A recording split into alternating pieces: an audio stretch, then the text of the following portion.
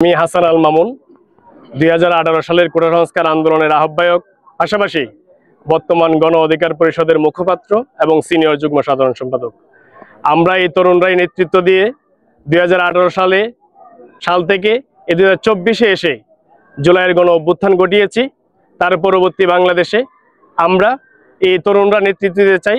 তারই ধারাবাহিকতায় এই নেত্রকোনা সদর বারহাট্টা থেকে আমি গণ অধিকার পরিষদের মনোনীত একজন নেত্রকোনায় গণ অধিকার পরিষদের দলীয় মুখপাত্র ও সিনিয়র যুগ্ম সাধারণ সম্পাদক হাসান আল মামুন তার নির্বাচনী প্রচারণার আনুষ্ঠানিক সূচনা করেছেন।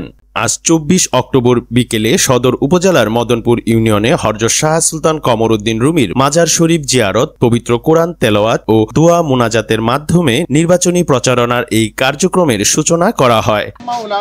আমরা এখানে আমাদের নেত্রকোনার 2 আসন থেকে যিনি মনোনীত হয়েছেন গণ অধিকার পরিষদের পক্ষ থেকে উনাকে নিয়ে নির্বাচনী প্রচারণা শুরু করতেছি। মৌলা হে আল্লাহ পাক পরওয়ারদিগারে আলম, মৌলা জনগণের জন্য হে আল্লাহ রক্ত দিয়েছেন। হাসান আল মামুন আগামী জাতীয় সংসদ নির্বাচনে নেত্রকোনা বারহাট্টা 2 আসনে গণ অধিকার পরিষদের মনোনীত এমপি প্রার্থী হিসেবে প্রতিদ্বন্দ্বিতা করবেন। জিয়ারত শেষে তিনি মদনপুর ইউনিয়নের বিভিন্ন এলাকায় গিয়ে সাধারণ মানুষের হাতে আধুনিক নেত্রকোনা গড়ার প্রতিশ্রুতি সম্বলিত লিফলেট বিতরণ করেন। সেখানে তিনি নির্বাচনী প্রতিশ্রুতি ও উন্নয়ন দৃষ্টিভঙ্গি তুলে ধরেন।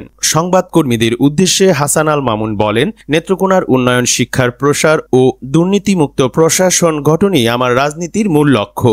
গণ অধিকার পরিষদের মনোনীত একজন প্রার্থী আগামী দিনে এই অঞ্চল থেকে আমি নির্বাচন করতে চাই এবং বিশেষ করে তরুণ যারা আছে আমি তারুণ্যকে সাথে নিয়ে তরুণদের জন্যই আগামী দিনে এই নেত্রকোনা, অবহেলিত নেত্রকোনার জন্য কিছু করতে চাই। যে কথাটি আমরা সবসময় বলে আসছি, হাওর বিস্তৃত একটি অঞ্চল আমাদের এই নেত্রকোনা, কিন্তু আমরা দেখেছি বিগত আওয়ামী লীগ সরকারের আমলে অন্যান্য জেলায় কিছুটা উন্নয়নের ছোঁয়া লাগলেও কিন্তু দুর্ভাগ্যবশত আমার এই আসন নেত্রকোনা সদর এবং বারহাট্টায় উন্নয়নের কোনো ছোঁয়া লাগে নাই। সেই জায়গা থেকে আমাদের একান্তভাবে ইচ্ছা আছে, শুধুমাত্র আমরা যে তরুণরা আমরা যে কমিটমেন্ট দিয়েছি 18 সাল থেকে, আমরা কিন্তু সেই কমিটমেন্ট রেখেছি। শুধুমাত্র কমিটমেন্ট দিব, মানুষের কাছে ইস্তেহার দিব, সেটি বাস্তবায়ন করব না, এই ধরনের কোনো কমিটমেন্ট আমরা দিব না। সুতরাং আমরা আজকে থেকে শুরু করলাম এবং আগামী দিনে ডোর টু ডোর আমরা প্রত্যেকের কাছে যাব, নেত্রকোনার প্রত্যেকটা মানুষের কাছে যাব।